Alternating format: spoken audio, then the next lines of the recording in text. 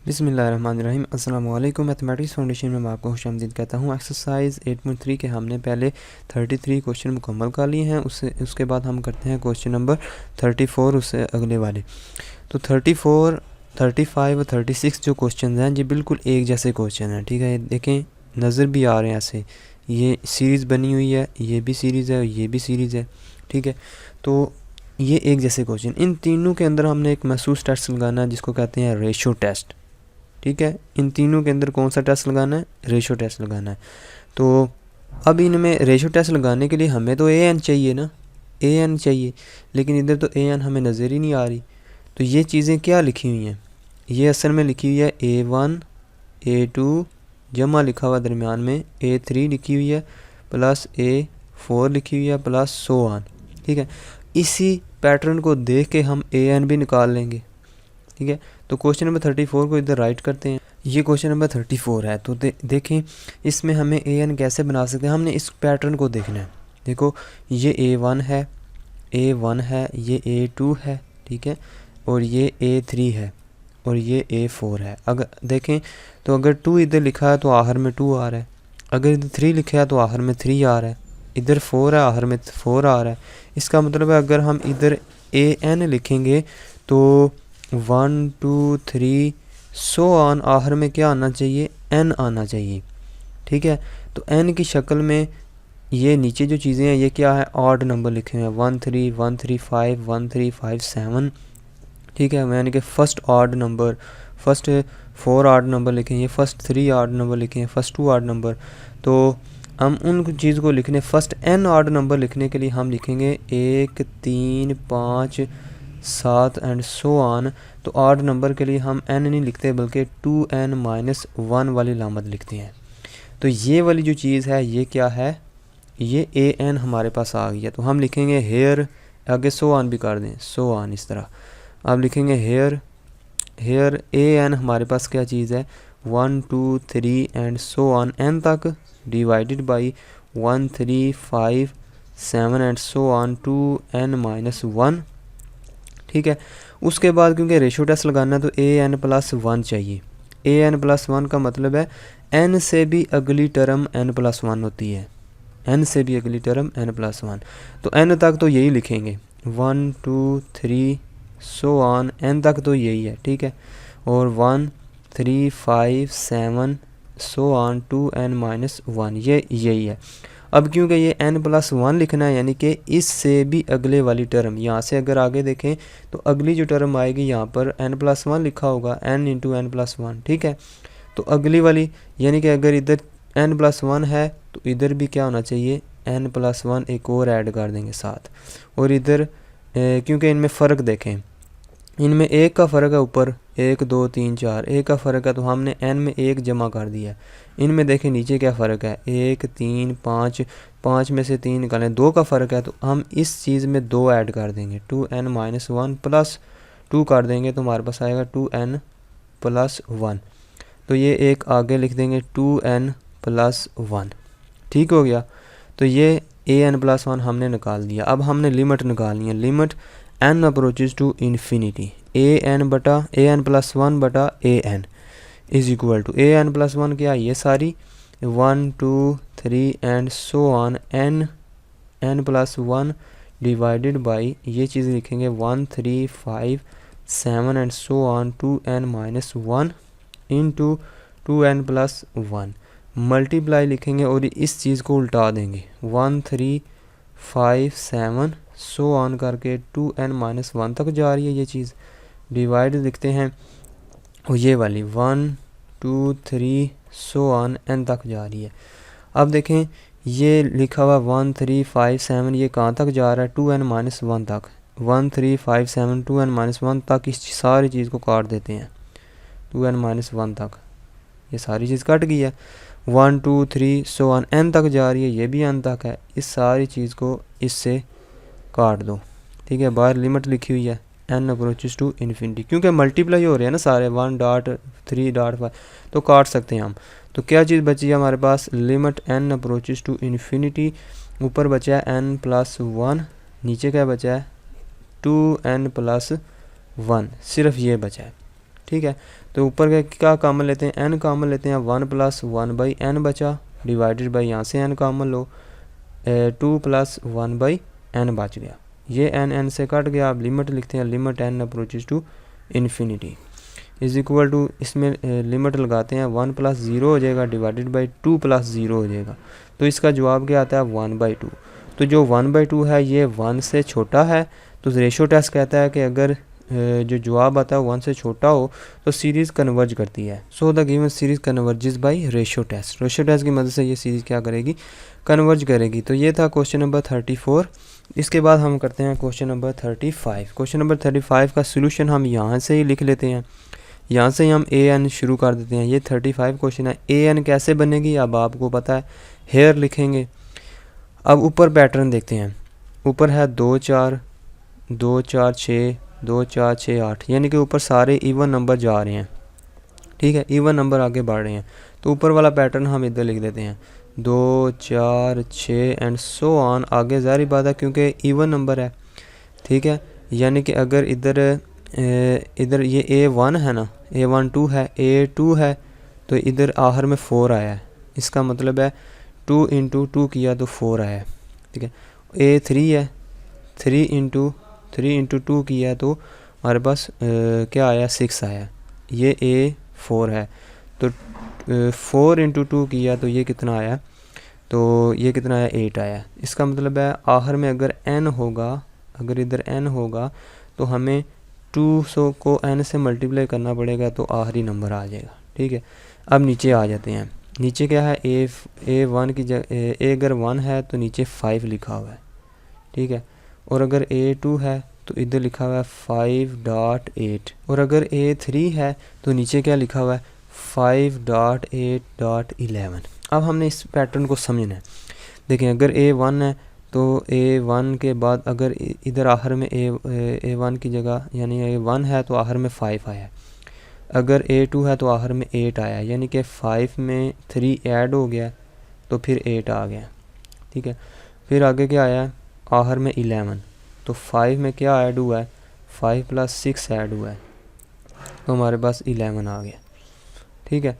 उसके बाद अगली टर्म है वो क्या है, आखिर में 14 है, तो 5 में क्या ऐड करेंगे, 5 प्लस हम अगर 9 ऐड कर दें, ठीक है। तो देखें ये कोई हमारे पास खास पैटर्न नज़र नहीं आ रहा हमें, ठीक है। तो हमें इसको इस तरह समझते हैं कि अगर हम ये देखें इधर 5 है ना, 5 को हम इस तरह लिख सकते हैं, 3 + 2 करें तो 5 आता है, ठीक है। और अगर हमने आखिर में 8 लाना है तो मैं करता हूँ 3 2 से मल्टीप्लाई करता हूँ, +2 कर देता हूँ, ठीक है, तो 8 आ जाता है। और अगर मैं इसको 3 को 3 से मल्टीप्लाई करता हूँ, फिर मैं +2 लिख देता हूँ साथ, 3 3 = 9, 9 + 2 फिर 11 आ जाता है। एक अच्छा ये हमें पैटर्न एक मिल गया, 3 × 1 3 × 2 + 2 3 × 3 + 2 एंड सो ऑन करते करते जब n तक जाएंगे, इधर 3 है तो 3 आया, इधर 2 है तो 2 आया। तो अगर n होगा तो इधर हम लिखेंगे 3n + 2। तो इसका पैटर्न भी हमने पता कर लिया। ये कैसे आएगा, इधर सबसे पहले इधर 5 लिखेंगे, फिर 8, फिर 11, फिर 14 एंड सो ऑन करके हम लिख देंगे 3n + 2। ये इसका पैटर्न आ गया। अब हमने लिखना है an + 1 वाली रकम लिखनी है। an + 1 लिखेंगे। अब ज़ाहिर बात है ये सारी दोबारा लिखेंगे, 2 4 6 सो ऑन 2n, ठीक है, divided by 5 8 11 14 and so on 3n + 2। ये चीज़ सारी दोबारा लिखेंगे। अब क्योंकि अगली रकम इधर हमने लिखनी है n + 1, n से अगली रकम n + 1, तो इसमें फ़र्क देखें कितना है, 2 का फ़र्क है। तो एक अगली जो रकम आएगी इधर हम लिख देंगे 2n में हम 2 और जमा कर देंगे, तो हमारे पास अगली रकम ऊपर वाली आ जाएगी। अब इसमें कितना फ़र्क है, 8 में से 3 बाकी 8 में से 5 बाकी 3 बचते हैं, 11 में से 8 बाकी 3 बचते हैं, 14 में से 11 बाकी 3 बचते, 3 का फ़र्क है। इसमें 3 ऐड कर देते हैं और 3n + 2 पे +3 करें तो 3n + 5 हो जाएगा। तो ये an + 1 इस तरह बन गई है। अब हम लिखेंगे limit n approaches to infinity, an + 1 divided by an is equal to an + 1 सारी लिखेंगे इधर, 2 4 6 so on 2n into 2n plus 2 divided by ये सारी लिखो 5 8 11 14 सो ऑन 3n प्लस 2, ठीक है, 3n प्लस 5 मल्टीप्लाई लिखो, इस चीज़ को उल्टा दो 5 8 11 14 एंड सो ऑन करके 3n प्लस 2, ठीक है, डिवाइडेड बाई ये क्या चीज़ है, ये नीचे लिखनी है ऊपर वाली 2 4 6 सो ऑन 2n तक, ठीक है। अब ये देखें ये चीज़ यहाँ से लेकर यहाँ तक, ये चीज़ यहाँ से लेकर यहाँ तक कट जाएगी और ये चीज़ 2n तक और ये चीज़ 2n तक कट जाएगी। तो क्या बचे आखिर में, limit n approaches to infinity, इधर हम लिखेंगे limit n approaches to infinity, क्या बचा है इधर सिर्फ 2n प्लस 2 बचा है, डिवाइडेड बाई नीचे क्या है 3n प्लस 5। ऊपर से क्या कामन लेते हैं, n कामन लेते हैं ऊपर से भी और नीचे से भी n कामन लेते हैं। 2 प्लस 2 बाई n आंसर आया ऊपर और नीचे क्या है n into 3 plus 5 by n आ जाएगा। लिमिट इधर साथ लिखेंगे, तो लिमिट जब अप्लाई करेंगे 2 प्लस 0 हो जाएगा, 3 plus 0 is equal to 2 by 3 इसका आंसर आता है। तो ऊपर चूँकि छोटी चीज़ है नीचे बड़ी चीज़ है तो ये इसका जवाब 1 से छोटा ही आएगा। जवाब 1 से छोटा आता है तो जो रेशो टेस्ट कहता है हमें, so the given series converges by ratio test, ratio test की मदद से ये सीरीज़ कन्वर्ज कर जाएगी। उसके बाद आ जाता है क्वेश्चन नंबर 36। क्वेश्चन नंबर 36 में देखें पहले से an हमें दी गई है, 36 क्वेश्चन को इधर हम लिखते हैं। तो इसमें देखें पहले से an हमें मौजूद दी गई है, तो हम लिखेंगे हेयर an हमारे पास क्या चीज़ है, ये सारी an है, इसको हम लिख देते हैं a plus 1 2a plus 1 so on करते करते na प्लस 1 तक चले गए। डिवाइड हम करेंगे इसको b plus 1 into 2b plus 1 और इसको सो ऑन लिखते हैं nb प्लस 1 तक जा रही है ये चीज़। अब ये an है, अब हमने रेशो टेस्ट अप्लाई करने के लिए an प्लस 1 भी लिखनी है। तो an प्लस 1 लिखने के लिए सारी ये चीज़ दोबारा लिखते हैं इधर, ठीक है, सारी दोबारा लिखते हैं a plus 1 into 2a plus 1 and so on na plus 1 divided by b plus 1 into 2b plus 1 and so on करते करते nb प्लस 1, ठीक हो गया। अब ये क्योंकि an है ये an प्लस 1 है तो इस रकम में इस चीज़ से अगली एक रकम भी होनी चाहिए। तो पहले हम इनका फ़र्क देख लेते हैं, दो रकमों का फ़र्क कितना है, 2a प्लस 1 माइनस पिछली रकम a प्लस 1 है, a माइनस 1 हो जाएगी। तो a 1 से कट गया, 2 में से बाकी a, फ़र्क a का है।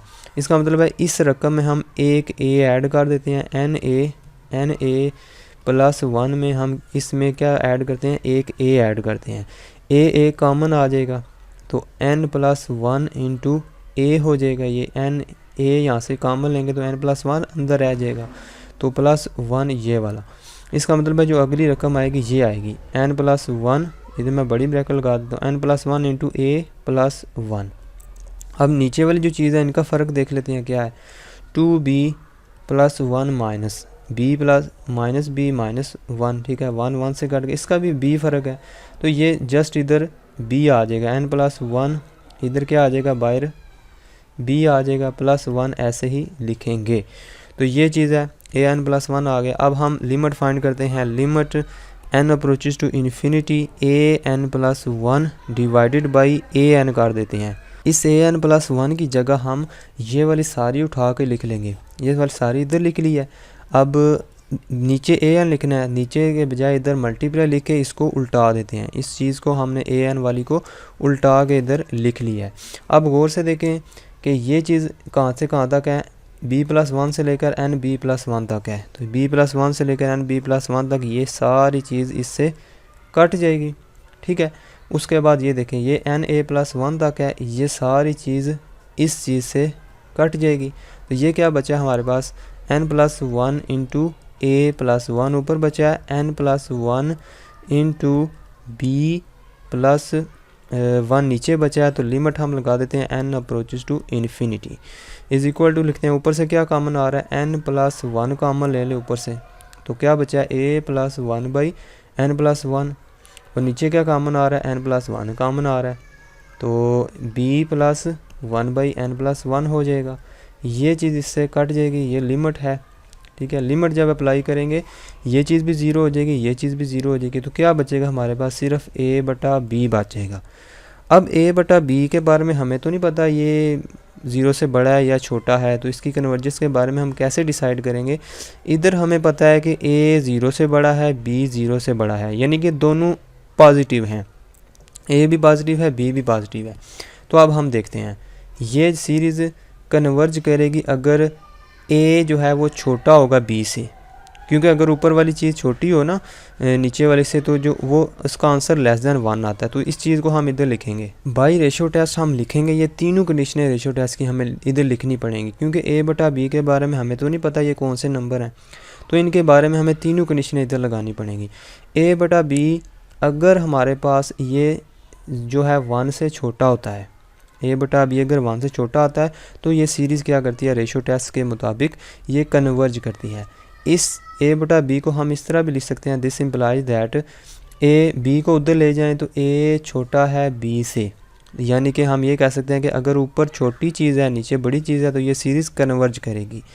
डाइवर्ज कब करेगी, अगर नीचे बड़ी चीज़ है, ठीक है। या इसको हम इस तरह लिख सकते हैं, a बटा b का जवाब अगर बड़ा आता है 1 से, दिस इम्प्लाइज दैट b उधर चला जाएगा, a बड़ा है b से, यानी कि ऊपर वाली चीज़ अगर नीचे वाली से बड़ी है तो ये सीरीज़ क्या करेगी, डाइवर्ज करेगी।